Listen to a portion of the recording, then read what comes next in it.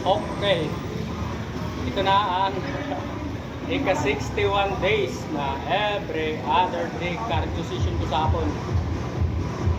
Basta, ito na. Wala naman iba talagang gano'n. Ulit lang naman to. Yan nga, consistency is the key daw eh. Kaya kailangan natin consistent sa cardio natin. Ngayon, medyo nagkaroon ako ng maganda-gandang oras. Naka-isang kalahating oras tayo. Kaya ramdam ko na yung gutom. Ay, hindi. Gutom ba? Hikap na ako ng hikap eh. Kasama na yun sa gutom. Kaya gano'n na yun. Ano po ba? 1 week out na lang. Tapos yung condition ko, hindi pa talaga ganun siya ka-tindi. Baga mayroon pa sana akong hinahanap pero hindi na kaya talagang ma-afford ng katawan ko. Yun yung masaklap.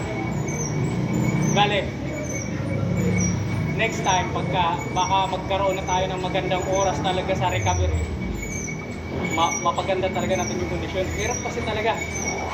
Kung hindi ka kumakain, 24 oras kang nagtatrabaho, hindi ka kumakain ng sapat, makahimatayin ka sa duty mo.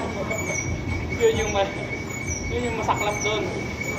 Lalo na doon sa gabi, mag-isa ka na lang talaga. Kung ikaw yung naka-duty, ikaw na lang mag-isa maiwan. Eh kung mag-collapse ka doon, sino sasaklulo sa'yo? yun yung masaklap.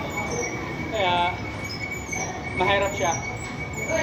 Importante nga sana yung, pinaka-importante nga sana yung recovery. Eh, yun naman yung pinakawala rin sa akin.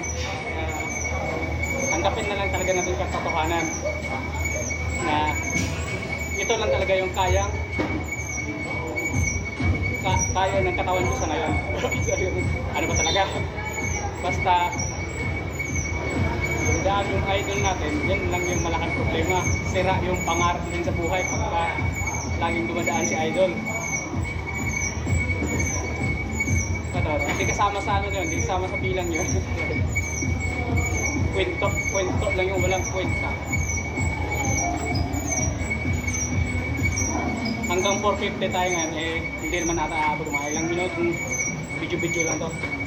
Para mayroon namang pang flex ba? Kasi yun ang nga sinasabi nila, yung kwento mo pag walang kasamang ebidensya, chismis yan. Sabihin kung 61 days na ako every other day cardio, pero wala naman ako ebidensya. Paano sila maniniwala ng paano natin mapatunayan? Ginagawa talaga natin yung ganong mga bagay-bagay. Basta ganun lang yun. Wala na ibang chismis doon. Yun nga lang, ebidensya sa lahat ng kwento.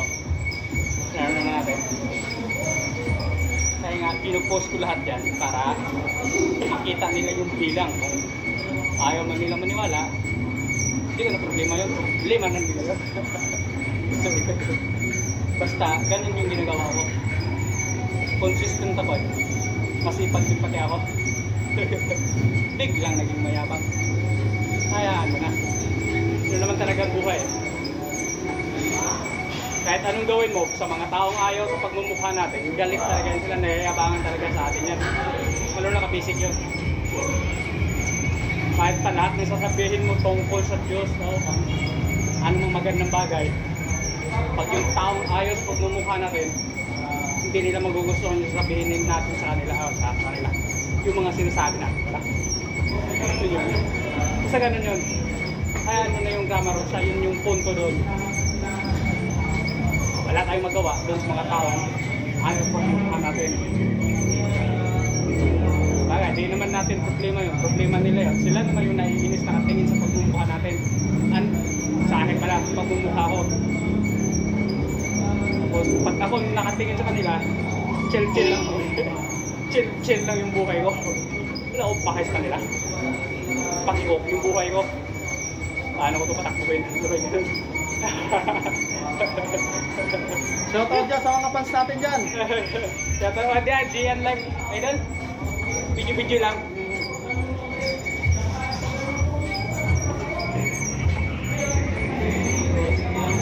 Malapit na. Konting taste na lang. makakain na at saka matulog na maaga. maaga para makapagpahinga ka. Ang gulo nyo. Hindi pa sana ako mapupunta. Kailangan natin bumawi ng pahinga eh. Ano sa panahon ni Gusto dun? Pero hindi pasok talaga sa standard eh. Every other day ka lang naman makapagpahinga. Eh dapat dapat ang regular na tulog doon ng isang tao 8 hours a night. Sa akin, 7 hours naman din. Pero hindi a night, every other night. Bakit problema doon? Ayon sa mga eksperto, walang abuno-abuno din yung pahinga eh. Pagka hindi ka na magpahinga sa gabi na yun, hindi mo na daw basta-basta ma-recover yun. Kaya, yun yung malaking problema. So, hindi na natin problemahin yun. Wala tayo magawa ng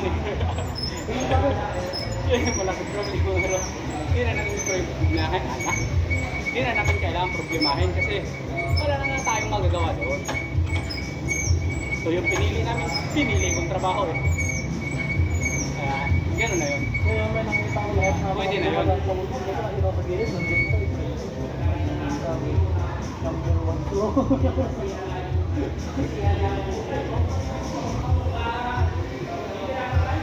Number 1 sa buwan sa amin. Hindi ko na nakataya tayo na.